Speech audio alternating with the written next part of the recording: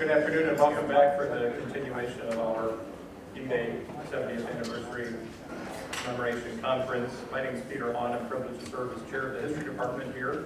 Before my colleague, the distinguished Professor Jeffrey Marker, introduces our next speaker, I wanted to take just a few minutes to issue a welcome and to tell you about some opportunities for you to participate in other events sponsored by the History Department like this, and or to consider supporting the History Department in our ongoing mission to educate the next generation of leaders for the nation and the world, as well as to serve as an institution engaged in public outreach in edification of the livelihood of the citizens of Ohio, consistent with our land-grant mission.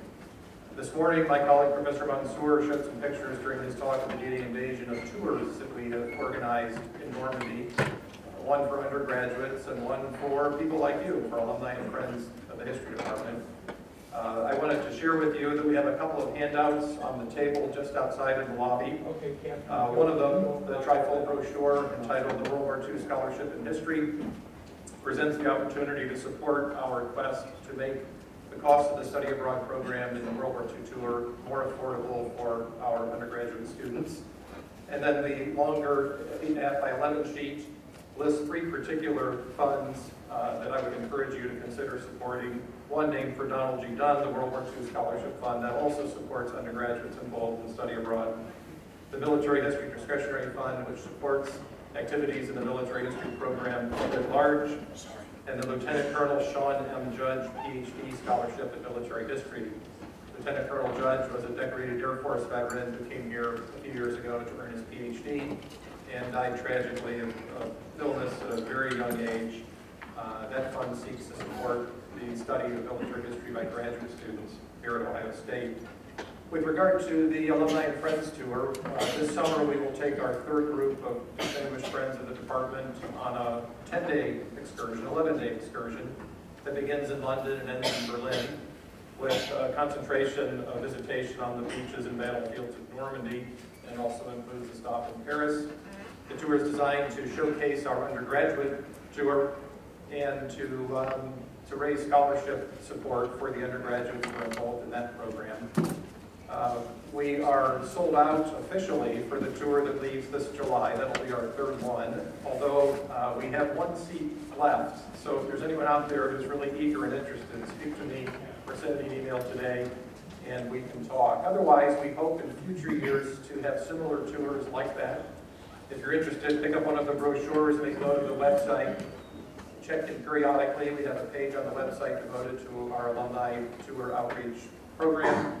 Feel free to email me or talk to any of the staff members, anyone wearing an Ohio State badge here today. We'll take your contact info and put you on our email list so that we're sure to let you know of future opportunities.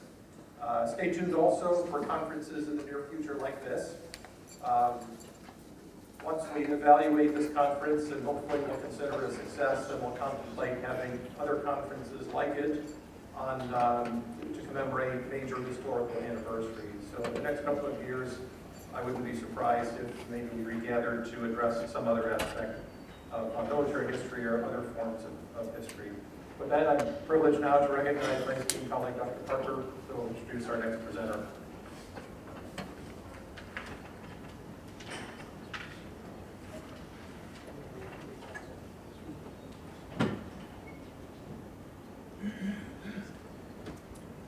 Thanks very much. This is my last appearance today, so don't worry, I'm not a permanent fixture. But I would like to say that the Sean Judge, whom Professor Hahn just mentioned, was the same Sean Judge whose email I read this morning. And since the library is beyond my mobility limitations, I went back to my office at lunchtime, and I was about to email Sean's mum and told her that we remembered him.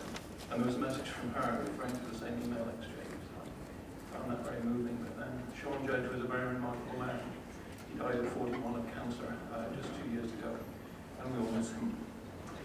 Our afternoon speaker today, sitting down here, is Russell Hart, another fine product of this department, another fine advisee of Williamson Murray.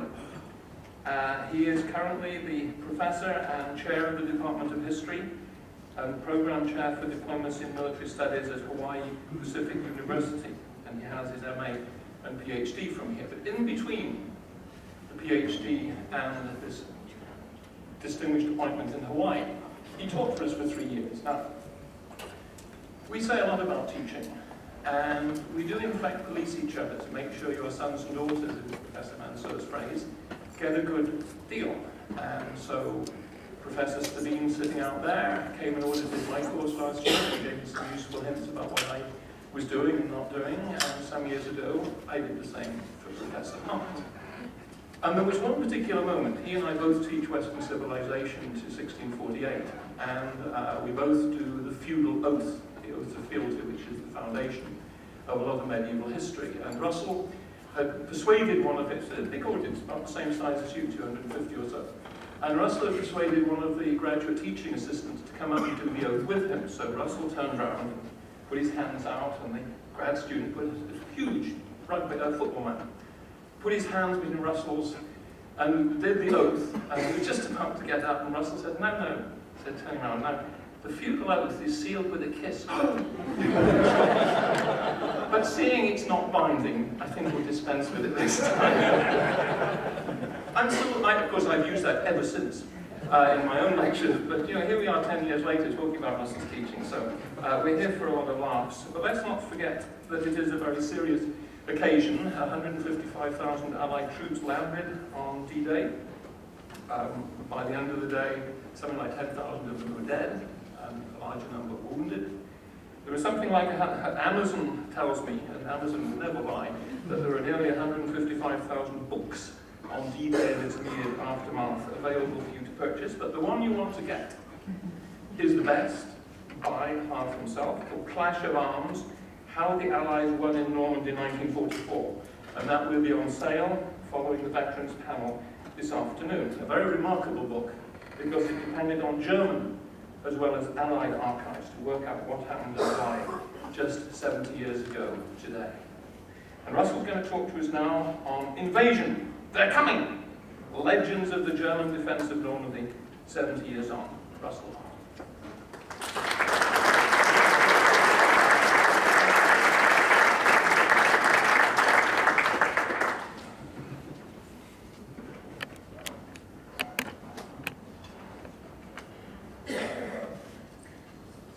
Aloha.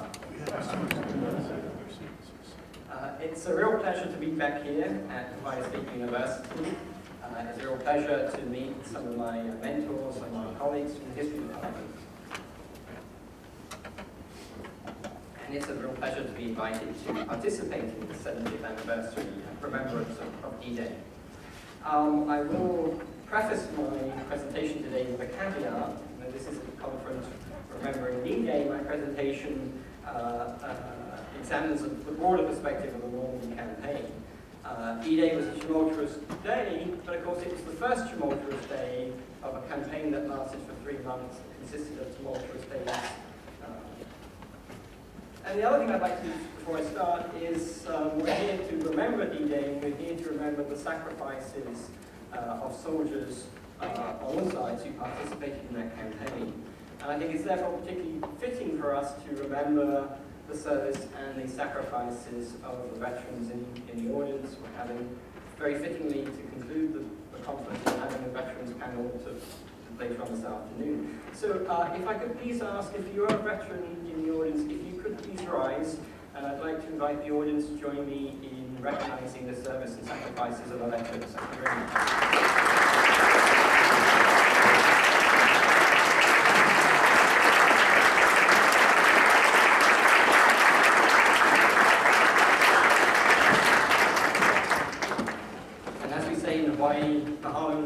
Thank you very much.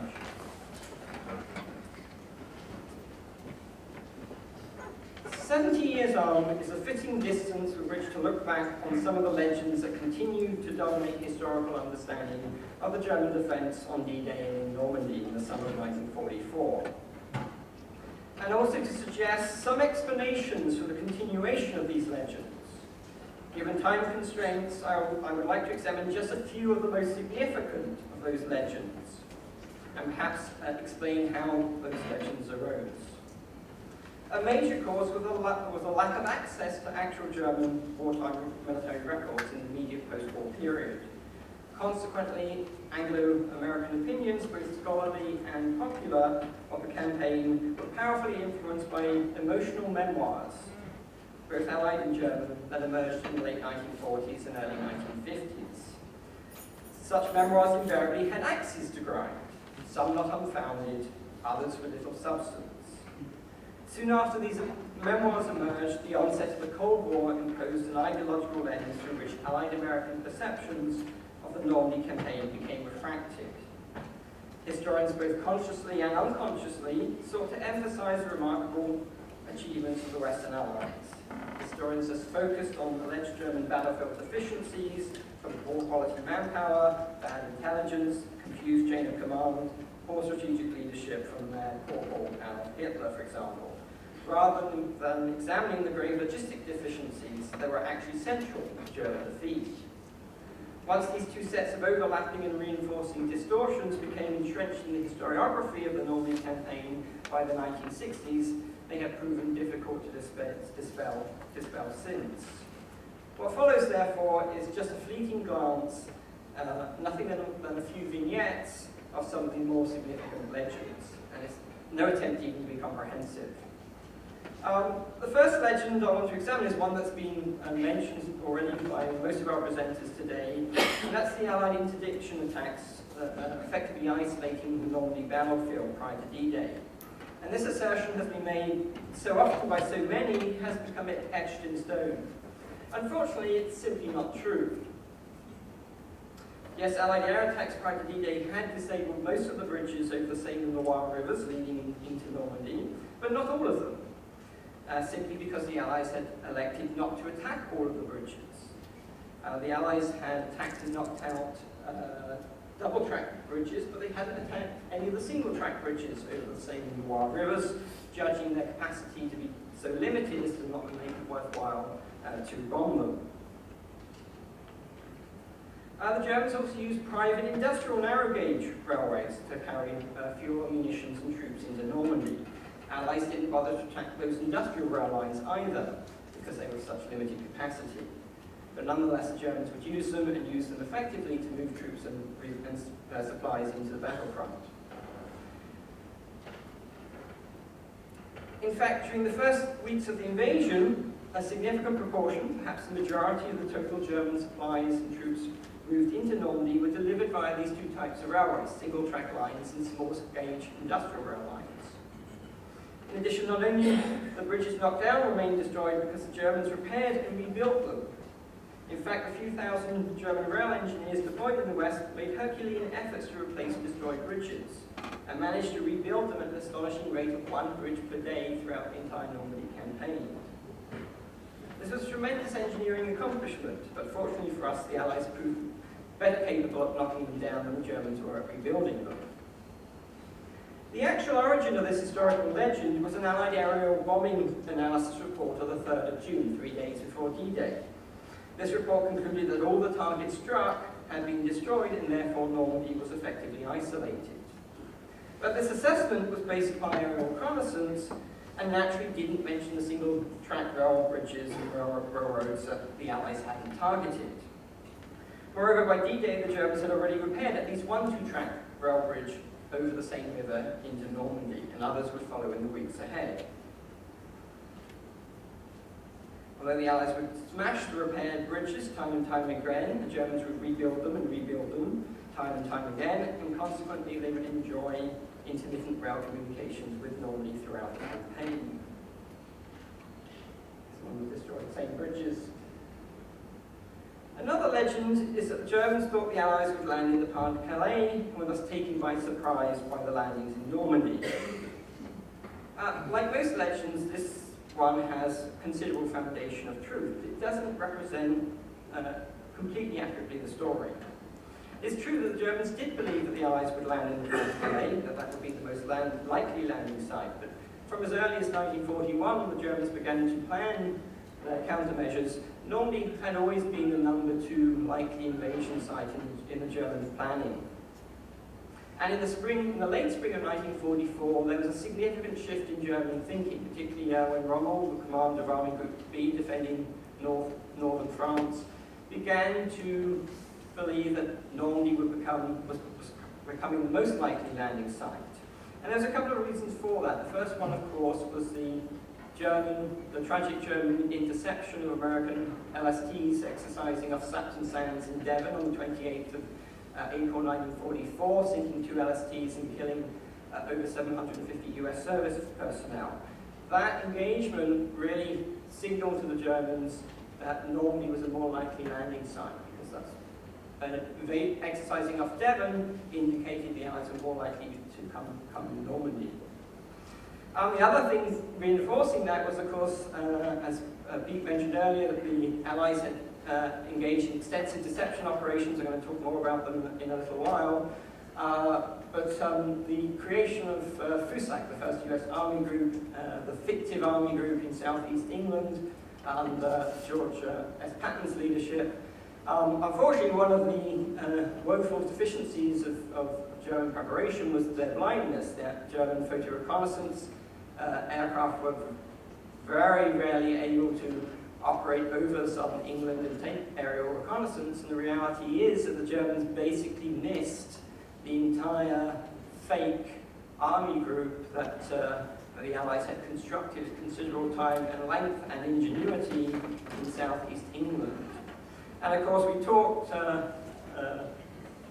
yesterday, we already talked about the importance of chance. Again, Rommel was not in Normandy on D-Day. He had taken advantage of the bad weather, thinking the Allies would not come to go home. Yes, he was going home for his wife's birthday, but he also had a planned visit with Hitler. His intention was to persuade Hitler to relocate 2 panzer divisions from the Strategic Reserve and to move them northwestward into Normandy. One of them was the 12th SS Panzer Division, Hitlerjugend, probably the strongest panzer division in France in 1944. And Rommel wanted to move that division up into western Normandy between Bayeux and Carentan, right behind Omaha Beach. And as Pete Mansour mentioned earlier, if Eisenhower had not taken the bold decision to go on the 6th of June, the bad weather, the big storm on the 20th of June, would have meant it would not have been until early July before the Allies could have launched Operation Overlord.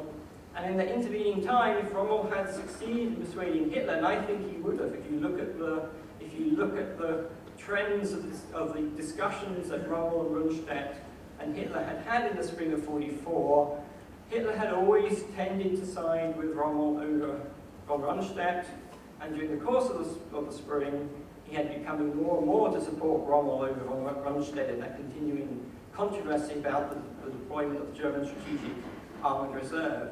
So, if D-Day had been postponed to July, I would argue that in fact there was a considerable probability that it might not have succeeded.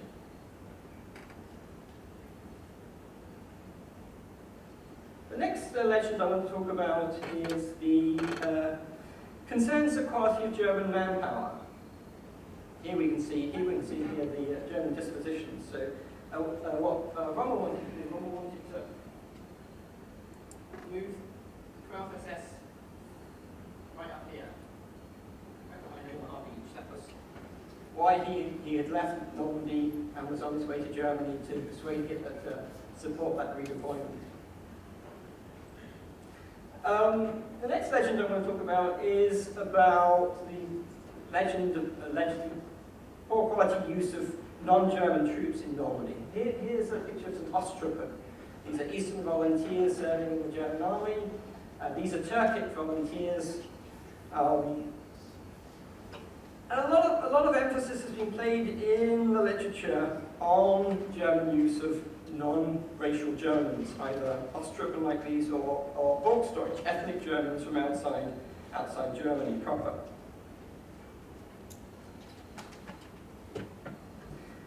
Generally, however, historians have exaggerated the German use of these 2 manpower groups, and more importantly, the detrimental consequence of German reliance on them.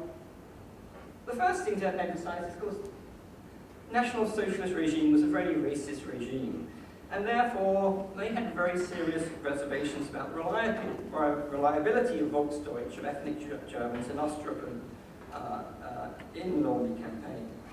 In fact, the very reason that so many Osttruppen were in Normandy was because of those racial prejudices. These were Eastern volunteers who were nationalists, who were anti-communists, who had signed to fight alongside the German army on the Eastern Front to fight Soviet communism. And of course, Hitler's concerns about the loyalty of these non-German troops led them to redeploy them to the West. And by the spring of '44, there's 70 battalions of Osttruppen, Eastern troops, deployed in France and the Low Countries.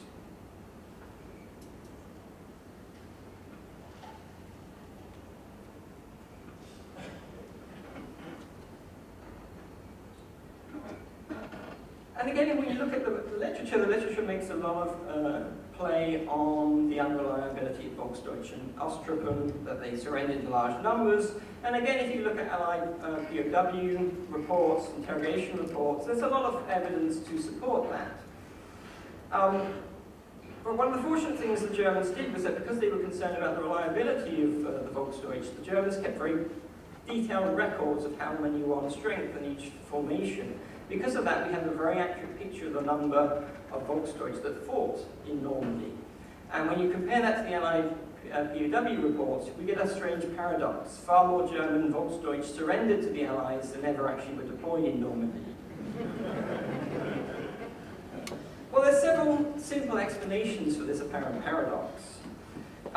First one was simply a matter of differing definitions. What the Allies referred to as an ethnic German and what the Germans referred to as an ethnic German were two different things.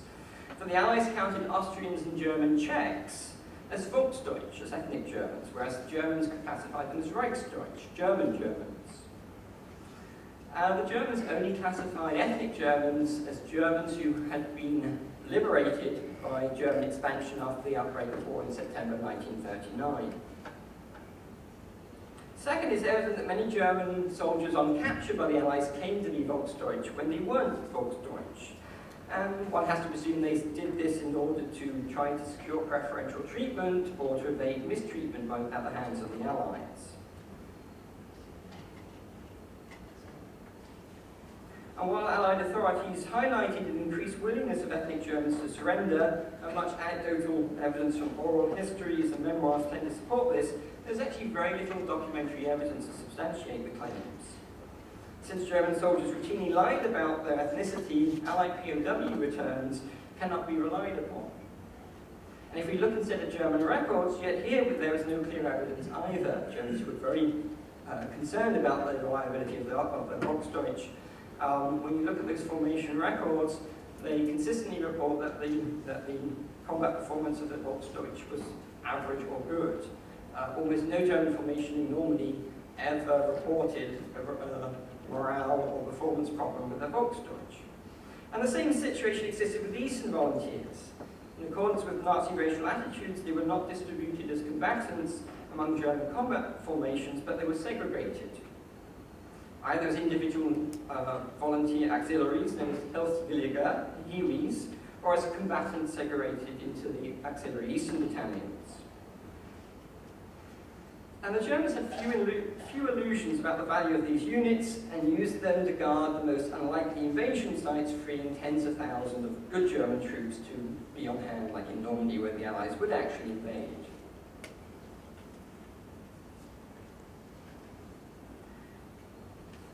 Some of those Osttruppen were motivated by pure survival. Nazi prison camps in the East were indescribably bad, and at the worst in the winter of 1941-42, Soviet prisoners were dying off at a staggering rate of 2% per day. Conditions improved considerably in German POW camps during the middle of the war. Of course, I use that term considerably advisedly, because when we're talking about Nazi Germany, that's a very relative term.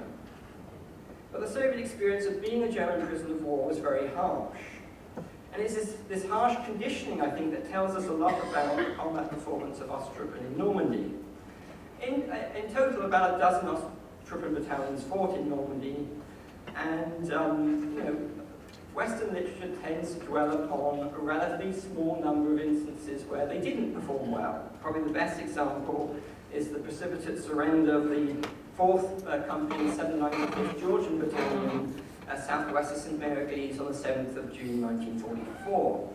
It is worthwhile mentioning that the company had been cut off for 24 hours, had been subjected to massive naval, aerial and artillery attack, and was about to be assaulted by a double US parachute battalion assault. Surrendering was not a pretty bad idea in the circumstances. And if we look just a couple of miles to the southeast, just the day before the 1st Battalion and 6th Parachute Division had surrendered en masse, a much higher proportion surrendered, probably 400 German paratroopers had capitulated. Their position was much less serious than that of their Georgian counterparts to the northwest. And also, if we go back to the 795th Georgian Battalion, if we look just a couple of miles further to the north and northwest, both the headquarters company and the 2nd Company of the battalion were similarly surrounded by American paratroopers. Neither of those two units surrendered on the 7th of June, both held out until the 9th of June before surrendering. Their position was even more hopeless. So when we look at the evidence, we get a much more complex picture. Another example is the 441st East Battalion. This was deployed behind the Canadian and British beaches between Vaya and Caen. And this battalion was rated so poorly by the Germans, they rated it unfit for any combat employment. Half the battalion was deployed inland exclusively on construction and fortification duties. Despite being unfit for combat, the battalion launched 2 counterattacks on D-Day towards the coast, stayed in line for more than a week, and by the time it was pulled out, there was basically nothing left of the battalion. Same was true for the 642nd East Battalion. This was deployed east of the Orme, and again on D-Day mounted repeated counterattacks against the British 6th Airborne Division landings.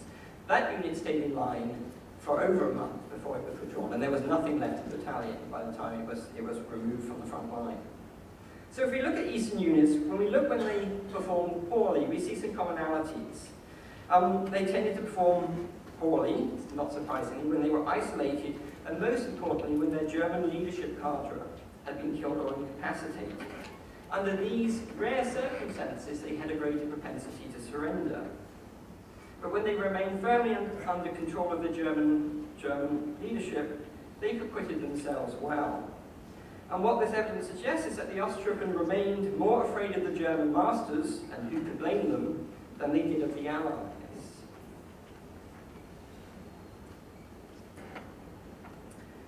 Next, I want to say a little bit about the legend of an apolitical German army disaffected with Hitler and National Socialism. And again, this is something you read Allied prisoner of war reports, interrogations from the Normandy campaign. You see much playing, a large number of POWs expressing disaffection with Hitler and the regime. Unfortunately, that was fiction. And I think one of the great deficiencies of the Normandy campaign is that historians have rarely examined the campaign in detail, the character, the composition, and the worldview of the German army of the West, the best here. And as a result, historians have tended to embrace the self-serving and false post-war image presented by the German generals, that the German army was largely apolitical, knew nothing about the war crimes being committed by the SS and a minority of Nazi fanatics. Of course, that image of the German army has been destroyed in the last 20 years. We now know that the German army by 1944 was a National Socialist army, that it was deeply mired, engaged in the Sonderbehandlung, the extermination operations on the Eastern Front. And the same was true in Normandy. To understand the German defense of Normandy, you have to understand it in ideological terms. And key here is the campaign of Easternization that took place in the spring of 1944. One of the German defensive preparations was to transfer thousands of battle-hardened Eastern Front veterans, particularly junior officers and senior NCOs, and to replace the vast majority of leadership in the West in the defending 84 Corps in Normandy between September 1943 and June 1944. At least 80% of all the officers in that corps were replaced with Eastern Front veterans. And so the leadership of the German army that fought in Normandy and fought on D-Day was an Eastern Front leadership. It was officers and senior NCOs who had been hardened by the vicious genocidal ideological war of extermination that took place on the Eastern Front. And these Ostkämpfer, these Eastern fighters, engaged in a major program of ideological strengthening of the German forces in the West prior to D-Day. And let's face it, if you were a German soldier in the West on occupation duty between 1940 and 1944, you had things very easy. You had a very cushy existence, drinking French Calvados, fraternizing with young French women, occasionally getting opportunities to go and shoot some maquis. But this was an army that had been softened by years of relatively safe and benign occupation duties. One of the major campaigns of the spring of '44 was a massive campaign to harden the German soldiers in the West, to put some backbone into the West here. And these Ostkämpfer, these Eastern Front veterans, were the core ingredient of that campaign to strengthen the West here. Because they would make up for the deficiencies, the manpower deficiencies, the material deficiencies of the German military in its 5th year of war. Willpower, ideological fanaticism, determination to win at all costs would supplant those deficiencies. And so the German army that fought in Normandy on D-Day had become more Easternized, had become more like the army in the East. Of course, that process was incomplete because this campaign had been begun too late, too little too late. It was an absolutely intrinsic ingredient to the campaign to prepare the West here to defeat the Second Front. And when we look at that ideological indoctrination campaign, the propaganda campaign, we see some very interesting characteristics. And there's no doubt in my mind that that indoctrination campaign contributed directly to increasing the combat resolve, the cohesion, and improving the battlefield performance of German forces on D-Day and in Normandy. When you look at that propaganda, you see some common themes. One of the first was that the Allies would not take German prisoners. It might seem surprising to us, but the typical young German soldier fighting on D-Day believed he would not be taken prisoner. A very effective campaign to suggest the Allies would not take any prisoners in Normandy. And of course, other Nazi rhetoric was, of course, the vengeance weapons, the V1, the V2, and super secret V3, which would turn the tide of battle in favour of National Socialism. And so we see that Eastern hardness inculcated through indoctrination helped troops to surmount the terrible conditions which they fought in Normandy. This is the other thing to understand. The Allied landing in Normandy, the campaign in Normandy, represented the most massive engagement of combat power in the history of warfare up to this time. And despite what Allied POW interrogation suggested, the opposite obverse is true. The vast majority of German soldiers were not disillusioned with Hitler, were not disillusioned with National Socialism, believed in them. And we can see this in psychiatric reports that were done by Allied psychiatrists examining German prisoners. If you look at those reports, and there's thousands of them, Allied psychiatrists concluded that 20% of all German POWs taken in Normandy were die-hard Nazis. That's the most fanatical category of German prisoner. And that 2 to 3 times that number were adherents to National Socialism. So basically, Allied psychiatrists were telling us that on average 60 to 80% of German soldiers were National Socialists. And this Nazi propaganda therefore manifestly reinforced the German military will to continue an increasingly hopeless conflict. I mean, one of the tremendous things about the German defense of Normandy was that the Germans lasted as long as they did. Again, Nazi ideology, Nazi propaganda, instilling a fanatical will to continue the fight was central to that protracted defense. Another legend is that is the success of Allied deception efforts. And Pete Mansour spoke just before lunch about the importance of Operation Fortitude and its contribution to Allied victory. Here I would actually have to dissent a little bit from my esteemed colleague. I actually believe that the continuation of Fortitude South after D-Day was actually a mistake. And I'll explain the reasons for that a little bit later on when I examine the German logistics of the campaign. I think it would be better for us to have ended Fortitude and allowed the Germans to send more troops to Normandy, because a very clear pattern emerges. What the Germans always did consistently throughout the Second World War, whenever they confronted a crisis, was to move troops to deal with the crisis, and once they had got troops to the crisis, then they began to worry about the problem of how to resupply the troops committed.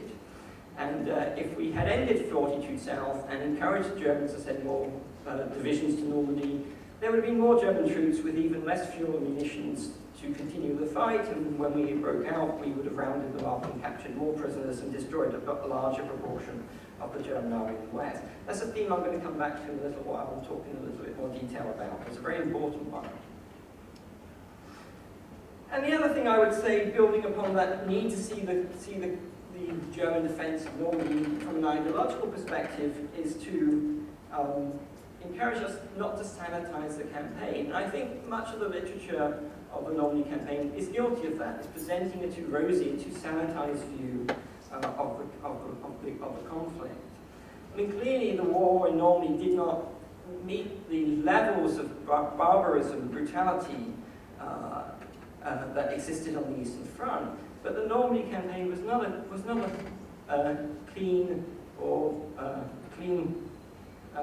campaign. It saw bitter and brutal combat. Historians have emphasized some of the atrocities that took place, and we've tended to focus on the most egregious massacres that were committed, particularly by SS troops in Normandy, 12 SS Panzer divisions, multiple atrocities against Canadian prisoners of war, for example. Also the same is true when we look at the anti-partisan warfare against the Maquis in France. Again, we tended to focus on the most egregious episodes, for example, the 2nd SS Panzer Division's massacre of 642 French civilians at Oradour. But again, if you look at the larger scheme, if you look at the complete picture of German military operations in Normandy, complete picture of their anti-partisan campaigns in France, the German army was inextricably engaged in all of those operations. And maybe they didn't massacre people on the same scale as the SS, but they massacred people just as well. And the Allies repeatedly lodged complaints against atrocities committed by regular German army forces in Normandy. And at the same time, the Allies were not free from engaging in operations which certainly pushed the envelope in terms of what was permissible under the rules and conventions of war. One of them was the American deployment for the first time in the history of napalm, of jelly gasoline in Normandy. And the American deployment of napalm was a retaliatory measure. It was taken in response to a massacre by the 17th SS Panzer Division, Panzer Grenadier Division, Gottsman Berlichingen. This was a terrible weapon. This and the other weapon that the US Chemical Mortar Battalion was used, Willy Peter, white phosphorus. The Germans launched numerous complaints with the International Red Cross, arguing that these were illegal chemical weapons. I mean, in today's parlance, we would call these weapons of mass destruction. The Germans also railed against frequent Allied air attack against German ambulances, Red Cross ambulances carrying wounded. We did attack German ambulances quite frequently. First, it was very difficult for Allied pilots to correctly identify a German ambulance. And two, there's very substantial evidence that the Germans routinely used Red Cross protections to transfer troops and supplies into Normandy in contravention of the rules and conventions of war. Another dimension of the sanitized nature of the Normandy campaign has to do with Allied sinking of German small hospital ships. Again, as far as I'm aware, not a single scholar has ever written upon this phenomenon of the Normandy campaign.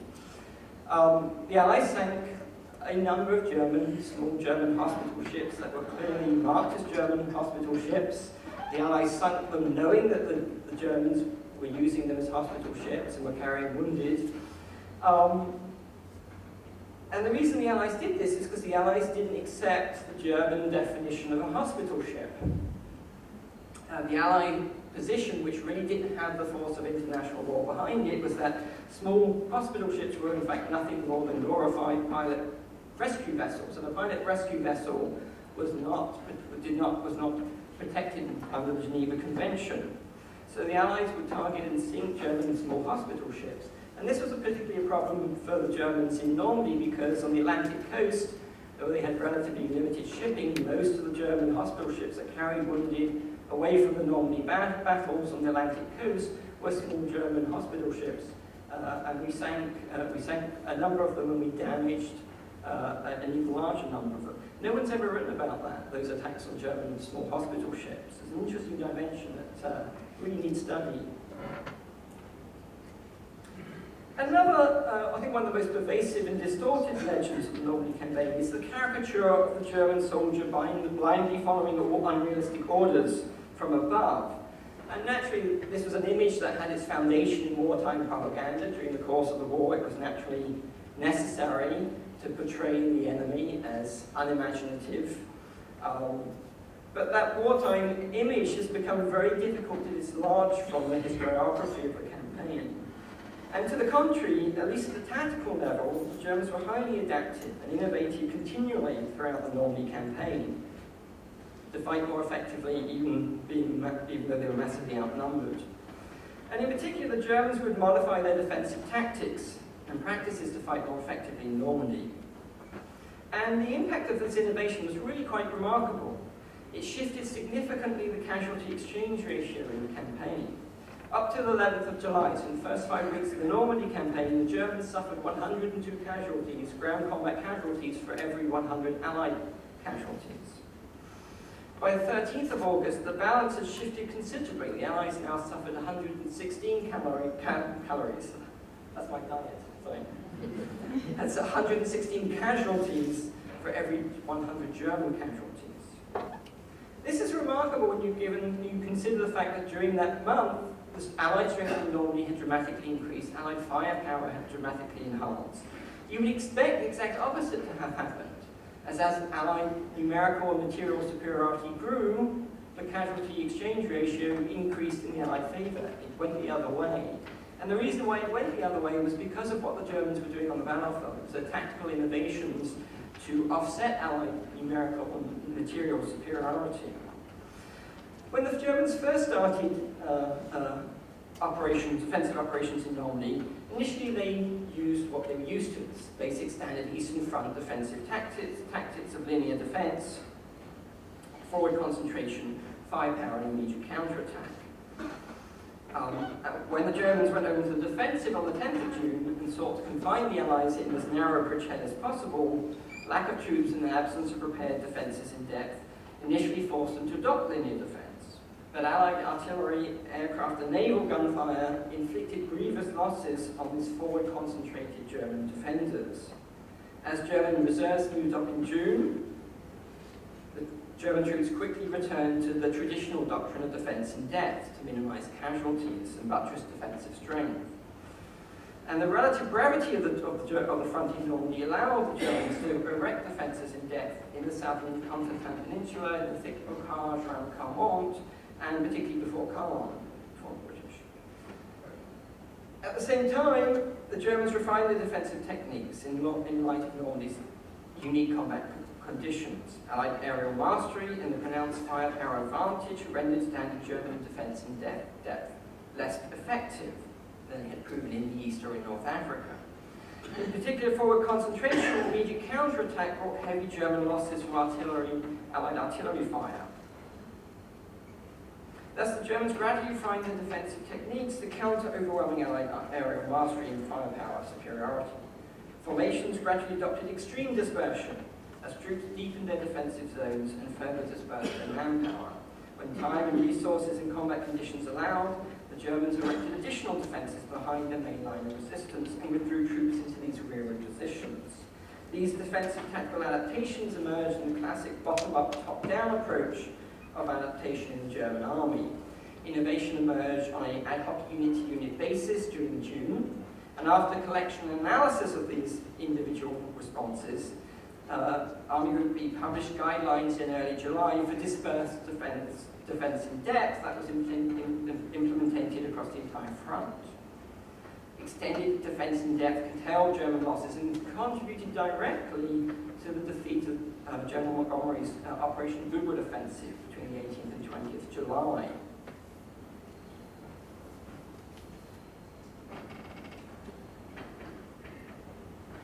Troops also learned through trial and error the need for strict radio discipline and to locate radio equipment away from command headquarters to minimize attacks on command and control facilities. Initial failure to adopt countermeasures led to the neutralization of the headquarters of Panzer Group West, the main defending headquarters, on the 10th of June, which was struck by air assault and neutralized. Thereafter, the Germans adopted elaborate security measures to safeguard command and control facilities. By 1944, coordinated defensive artillery fire had become the backbone of German defense on the Eastern Front, where troop densities were often a quarter of that witnessed in Normandy. Although the Germans established a heavy concentration of artillery in Normandy, Allied aerial mastery and German supply shortages rendered this force largely ineffectual, and it was rarely able to buttress the German defense. In fact, Allied air attacks hampered German gunners to an unprecedented degree as they harassed and suppressed German artillery fire. The air threat necessitated German guns relocate often and adopt elaborate camouflage and concealment. The threat often forced Germans to abandon mass fire and instead resort to shoot and scoop tactics, or random sprinkling fire by individual roving guns. At the same time, ammunition shortages prevented the heavy barrages needed to repulse Allied attacks.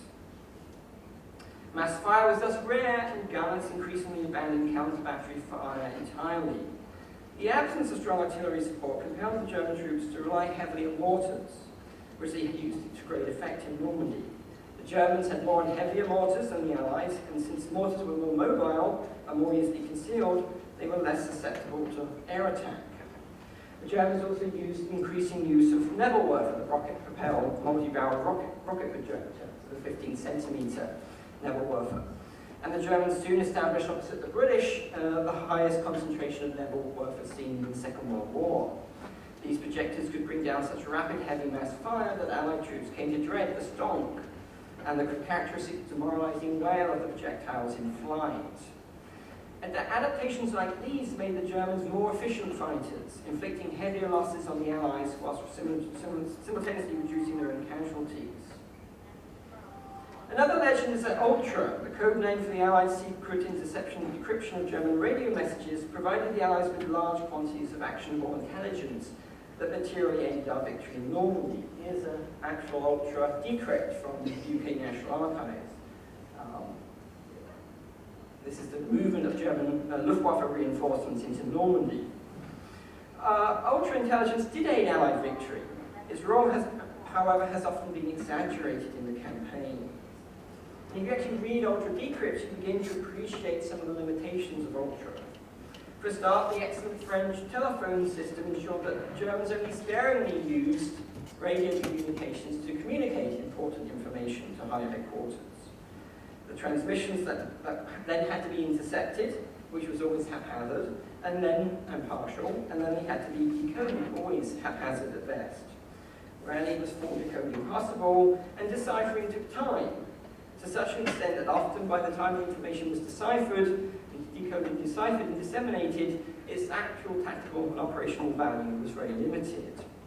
Moreover, for security purposes, the origin of the intelligence was never disclosed to field commanders, ensuring that they often failed to appreciate its significance. And I'll just give you one example to illustrate this. Ultra has often been accorded a vital role in thwarting the German counter-offensive on Avranches that was launched on the 6th of August 1944 to try and pinch off the American breakout from Normandy. Ultra did provide advance warning, but it was very limited advance warning. Most units only got a notice 60 minutes in advance of the German counter-strike, and some frontline units only 5 minutes warning. And again, because most commanders were not aware of the source of the intelligence information, few commanders actually took any effective countermeasures. And this speaks to the real limitations of Ultra at the tactical level on the battlefield in Normandy.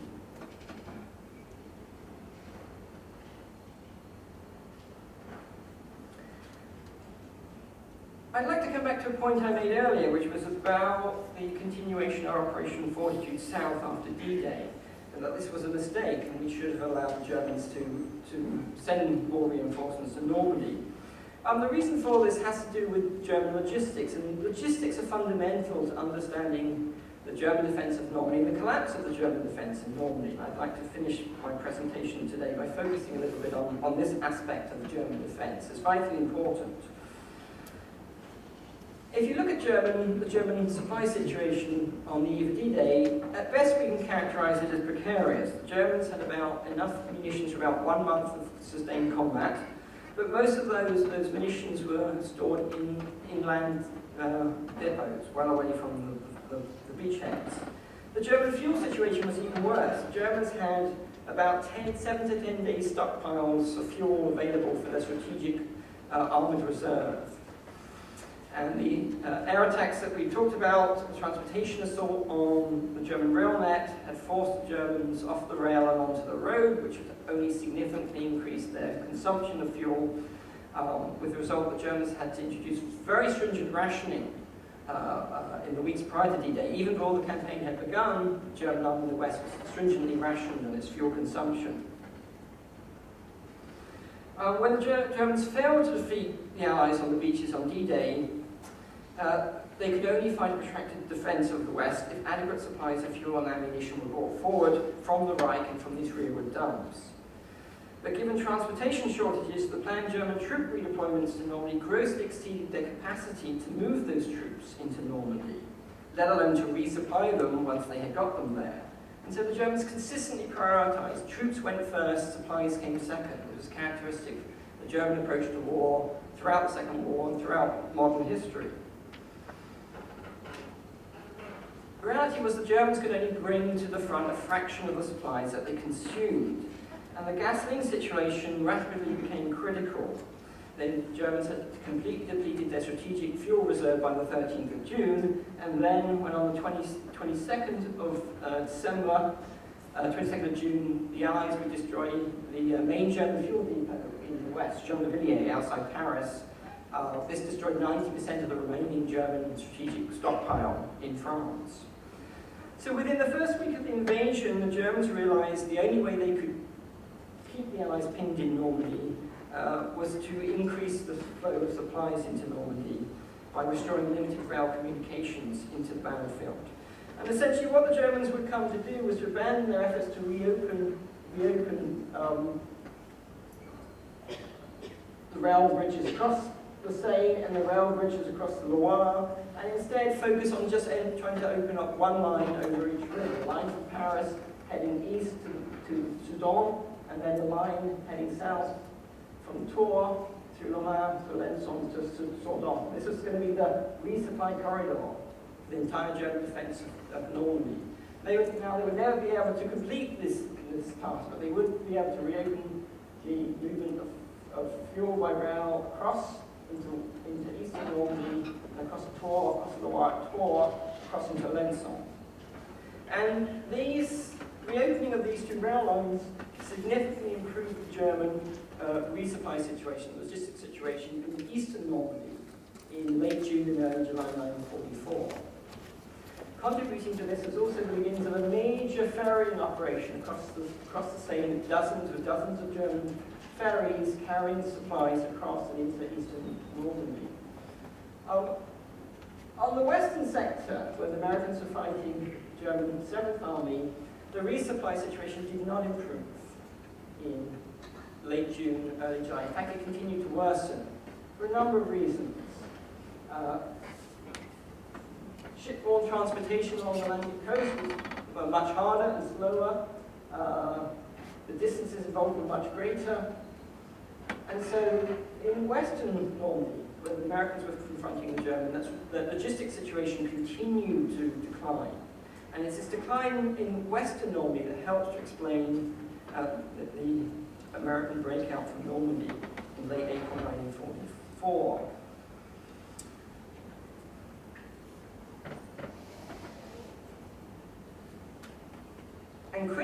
the breakout would be what would happen here at Tours on the 15th of July. On the 15th of July, the Allies bombed again and destroyed the two rail bridges over the Loire River at Tours. This was the major resupply route into central and western Normandy.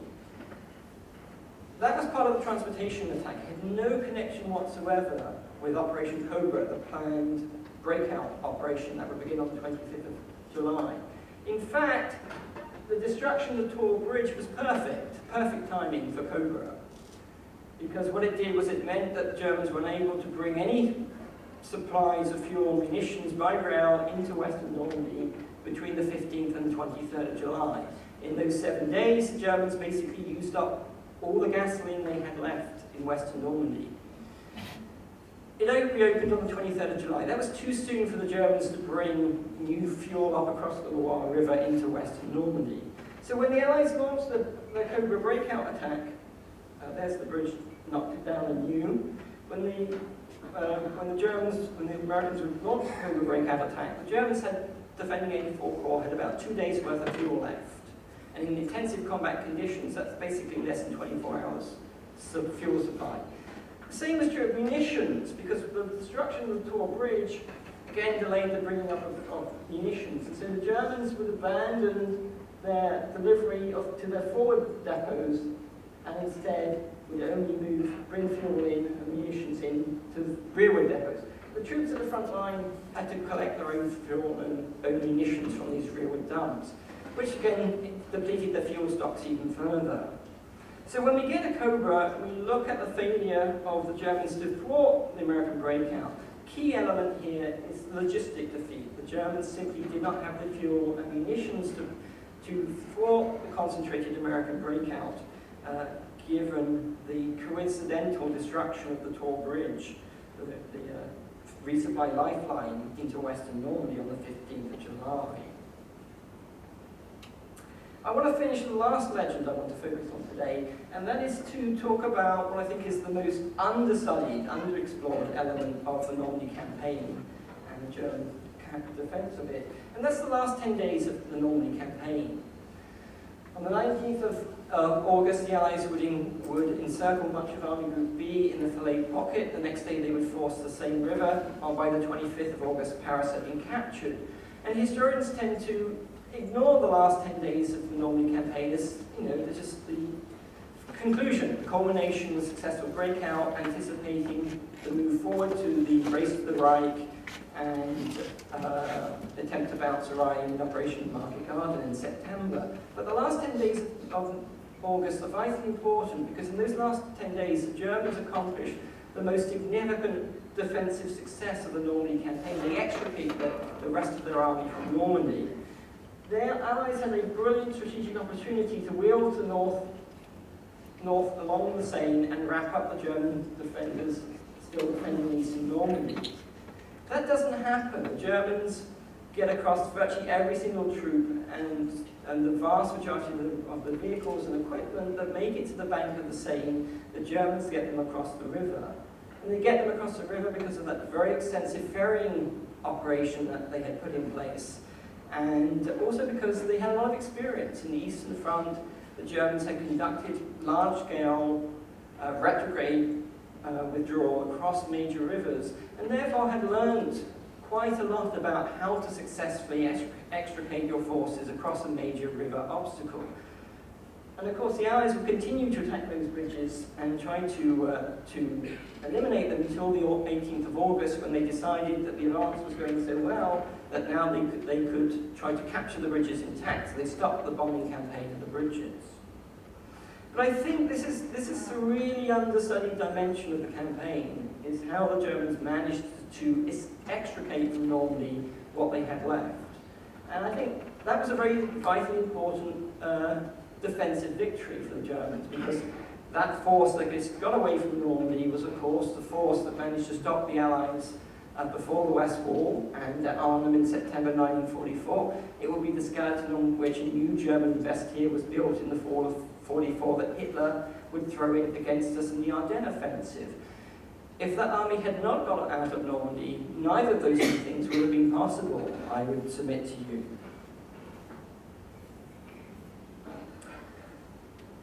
So let me wrap up here today. That's just a few of the legends of the German defense in Normandy. There are others I have not had time to go into today. Perhaps we can discuss those in questions. But I think what I want to finish with by emphasizing is by better understanding the German defense on D-Day and in Normandy, we put into sharper relief the tremendous sacrifices and tremendous accomplishments of Allied forces in winning the Battle for Normandy. Thank you very much.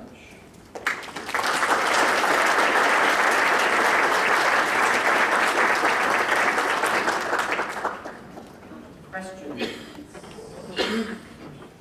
Yes, sir. I'm interested in your thoughts, Dr. Hart. You emphasize your research shows approximately 80% of the junior officers and senior NCOs were transferred over various months from the Eastern Front, where they would have been brutally hardened Yes. for that war, for that type of warfare, and they're facing, particularly in American armies, a vast number of kids that have not seen combat. Do those conclusions lead you to anything as to why that itself was not more decisive? Well, I think the answer is simply too little too late. I mean, that's the bottom line. The German army in the West has been there for 4 years. They've been softened by occupation duty. The best troops had all been creamed off and sent to the Eastern Front. What was left were crippled, very young soldiers, very old soldiers, unfit soldiers. The material that they had to work with was poor material, and they had very little amount of time to do it. I actually think they accomplished a great deal in a very short period of time. If that campaign had been started 6 months earlier, I think it would have had even more significant effect on strengthening German resistance. But it was too little too late, is the bottom line. Yes, at the back, sir. You indicated that there was a difference of opinion as to what defined a hospital ship between the Germans and the Allies. I didn't hear you say what were those differences that would allow the Allies to sink these hospital ships with impunity. Well, so for the Allies articulated the position that small vessels engaged on rescue missions were not hospital ships, but were pilot rescue vessels, and the Allies didn't recognize pilot rescue vessels as being subject to the protections of the Geneva Convention. So because the Allies said a small hospital ship was a large pilot rescue vessel, the Allied position was that was not a protected category of shipping, and therefore Allied ships and planes were authorized to strike small German hospital ships. I mean, I'm not a legal expert, so I can't say, but my understanding is that that's not a position that had any strong legal precedent to it. It was a position articulated by the Allies and pursued by the Allies, and it was one that the Germans vehemently protested against throughout the Normandy campaign as being a violation of the conventions of war. Thank you. Yes? Yes? Sir, I've always wondered about the enclaves that the Allies left to the Germans. Do you have anything to say about, say, Louvain, Saint-Lazare, I think Brest was the third one, and the British Channel Islands? Yes. So as the Germans retreated from Normandy in August 1944, Hitler passed an order ordering all the major German ports to be defended as fortified localities. And quite a few of them would be defended through the end of the war. And again, historians tend to vehemently criticize Hitler for doing this in, essentially losing hundreds of thousands of German troops and bottling them up in ports where they had no contribution to the war. Again, I actually here think in this regard, I think Hitler actually was pretty smart. The reality was the German army's lack of fuel and lack of mobility meant that most of those garrisons could not have gotten away to safety anyway. And two, holding those ports and denying the Allies access to the ports were actually important in slowing the Allied advance. across northern Europe and limiting their ability to wage war against the Germans. So I actually think, in balance, that it was probably the correct strategy for the Germans to pursue in the summer of 1944. It was obviously not without cost, but I actually think the benefits of doing so outweighed the consequences. I dissent from the Orthodox interpretation on that issue as well.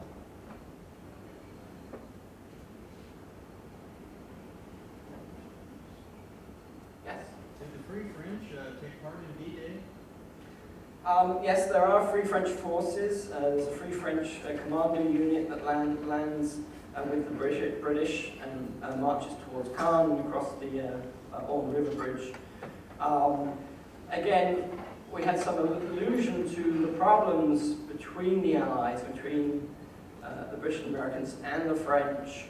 It was important to include the French in D-Day and in the Normandy campaign, and again, of course, the liberation of Paris would be left to a Free French division. And of course, the other important role the French would contribute would, of course, be the operations of the French resistance, the Maquis, who played an important role in supporting the Allies in the rear in interdicting German communications, disrupting the flow of reinforcement resupply, bombing, sabotaging bridges and railroads. So the Maquis played an important supporting role. And of course, the other thing to emphasize, of course, is they suffered very heavy casualties. Both the French civilian casualties were extremely heavy, and again, Maquis losses were very, very heavy in supporting operations. Wait, yes. Yeah, just let me ask one question in terms of your opinion of it. It strikes me that Patton was really the only Allied commander who had a larger, if you will, sense of the importance of destroying the German army as opposed to seizing territory. And one of the things that strikes me is that in this period that you have up here, just as the exploitations take place, Patton suggested a drive that would have taken the Third Army not to the south of Paris, but to the north of Paris, aiming to sweep up and not at Calais at the Germans, to drive across the Seine and somewhere around Abbeville or the Somme and swing into and trap the whole lot of Germans. Do you think that would work? I think if the Allies had committed themselves wholeheartedly to such an operation, I think it had the prospect for success. I mean, one of the real problems why the Allies generally did not try to destroy the enemy is that cornering the German military and compelling it to fight to the last was generally a pretty dangerous thing to do that tended to result in pretty severe losses. And of course, particularly if you think about inter-Allied politics, for the British, the British and Canadian forces, they have very few reserves left by August. The last thing that Montgomery wants to do is find himself engaged against a cornered enemy. So I think the possibility existed, but I don't think the Allies psychologically, intellectually could have committed themselves to such a decisive military engagement. You remember they'd broken out, and of course that was a tremendous accomplishment, the greatest accomplishment of the Western Allies in World War II up to that point. That was a tremendous accomplishment. What to do next, obviously, was a very complex strategic problem. It strikes me that all of the other commanders, if you look at this map, and where Patton is put, are aiming at the First World War sense of gaining territory rather than destruction of the enemy. Something which Patton really wrong.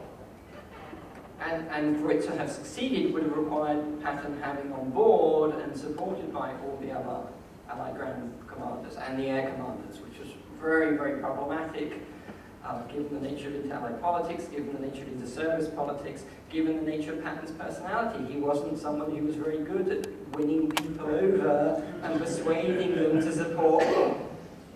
This is where Patton's slapping of the, because I would argue Patton had been in Bradley's place, the chances that occurred. Because actually Patton got along with Montgomery fairly well. They did get along with each other fairly well because they spoke the same language. But as opposed to Bradley and Montgomery, who hated each other. So if the Allies could have committed to such an operation, it had tremendous potential to destroy the German army in the West. I just don't think it was feasible, given the nature of inter-Allied and inter-service politics, to pull that together at short notice. Patton just didn't have the personality to sway other people. It's not particularly well liked. And he was, frankly, he wanted all the glory for himself, so he wasn't, if he had gone and been allowed to have his head, that could have been quite dangerous for the Allies. So I'm not sure if it was realistically feasible, but it certainly represented the greatest strategic opportunity to destroy the German army in the West. And the war might have ended in 1944 if that had happened. Yes, yeah. One continuing controversy concerns the Falaise Gap. Yes. If the Canadian British were not able to come down south to close it, if they had Patton come out to close it from the south, they might have taken another 40,000 or 50,000 German troops out of the war. Would that have had much an effect later? For example, could have precluded the December Ardennes offensive? Possibly. Again, when you look at the Battle of the Falaise Pocket, again, the basic position of the Allies is a very simple one.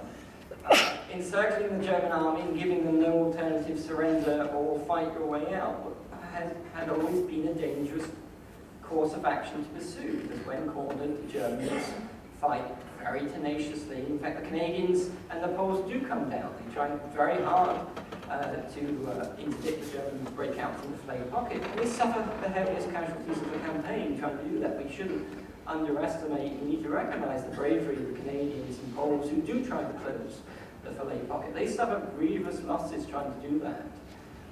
Had Patton swung up northward, certainly, and we certainly would have been much more likely to have netted a larger proportion of the German forces in the Falaise Pocket. But the Germans, in general, when fighting the Germans, it's better to have them retreat before you, hemorrhaging weapons and equipment and soldiers in retreat, than it is to corner them and force them to fight to the last, because the Second World War demonstrated the Germans had quite a panache for fighting to the last in hopeless causes. Don't forget that the key element is not to capture the Germans, it was to capture the staffs and general officers. Because those are the guys that redid the German army. Well, the leadership is very, very important, absolutely, yes. Yes? How extensive are the German military records, and how publicly available are they? Well, German records are very patchy. We have some good records for some of the German formations in Normandy and the 7th Army. We have fairly good records. 84 Corps, we have fairly good records. Luftwaffe records, obviously much of those were lost in the latter stages of the war, so we don't have very much, too much on the Luftwaffe records. So we have patchy coverage. So for the SS records, they're probably their weakest. We've at least survived the war. So it's good for patchy, I would characterize it as. But they're available in either the Bundesarchiv in Germany, of course, because we won the war. We took everything, we microfilmed it all, and so it's also available in the U.S. National Archives. So, Germans do the Czechoslovakian army. incorporated into the Wehrmacht and said thank you very much. And they were very good. I mean, the Czech equipment was first rate. The Czech armament factories were amongst the most productive in Europe and continued to function to the end of the war. And those Sudeten Germans proved to be very good Nazis. So in general, the Germans benefited significantly and were very appreciative of the annexation of Czechoslovakia. Yes, over here. To what extent were the vintage weapons used in defense of Normandy? And so, are there any interesting anecdotes you have of those?